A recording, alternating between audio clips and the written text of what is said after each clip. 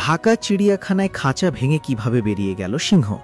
খাঁচা থেকে বের হয়ে প্রাণীটি এক জায়গায় স্থির থাকেনি। হিংস্র পশুটি বীরদর্পে হেঁটে চলে যায় মঠ এলাকার পানির পাম্পের পাশে। যেখানে হরিণের খাঁচা অবস্থিত ঠিক তার কাছাকাছি পৌঁছে গিয়েছিল সিংহীটি। ভাবুন একবার, শিকারী ও শিকারের মাঝখানে তখন কোনো বাধা ছিল না। আর আশেপাশে যদি কোনো মানুষ থাকত, তবে কি ভয়াবহ ট্র্যাজেডি ঘটে যেতে পারত। যদিও চিড়িয়াখানা কর্তৃপক্ষ দাবি করেছে পরিস্থিতি তাদের নিয়ন্ত্রণে ছিল। ঘড়ির কাঁটায় সময় তখন বিকেল 4:45। সাপ্তাহিক ছুটির দিন হওয়ায় শুক্রবার দর্শনার্থীদের ভিড় ছিল অন্যান্য দিনের তুলনায় অনেক বেশি। নারী, শিশু ও বৃদ্ধ সহ হাজারো মানুষ তখন বিভিন্ন খাঁচার সামনে ভিড় করে বন্যপ্রাণী দেখছিলেন। ঠিক সেই মুহূর্তেই নিরাপত্তার সব বেষ্টনীকে বৃদ্ধাঙ্গুলি দেখিয়ে খাঁচা থেকে মুক্ত হয়ে পড়ে হিংস্র প্রাণীটি। খবরটি ছড়িয়ে পড়ার সঙ্গে সঙ্গেই চিড়িয়াখানা জুড়ে শুরু হয় নজিরবিহীন আতঙ্ক।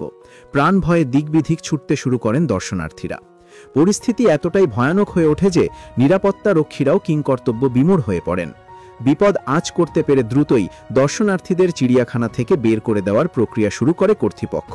তড়িঘড়ি করে খালি করা হয় পুরো এলাকা। ঘটনার আকস্মিকতায় চিড়িয়াখানার প্রশিক্ষিত প্রাণী ব্যবস্থাপনা দল দ্রুত পদক্ষেপ গ্রহণ করে। শুরু হয় এক শ্বাসরুদ্ধকর অভিযান।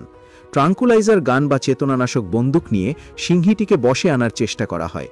প্রায় 1 ঘন্টা টানটান উত্তেজনার পর অবশেষে চেতনানাশক প্রয়োগে সিংহীটিকে অজ্ঞান করতে সক্ষম হয় উদ্ধারকারী দল। সন্ধ্যা 7:15টার দিকে তাকে আবার নিরাপদে খাঁচায় বন্দী করা হয়। পশু চিকিৎসকরা জানিয়েছেন সিংহীটির শারীরিক অবস্থা বর্তমানে স্বাভাবিক রয়েছে। তবে এই কয়েক ঘন্টার নাটকীয়তায় পুরো চিড়িয়াখানা এলাকা স্তব্ধ হয়ে যায়। এই নজিরবিহীন ঘটনায় অবশ্য কারো প্রাণহানি ঘটেনি, এটাই একমাত্র স্বস্তির খবর।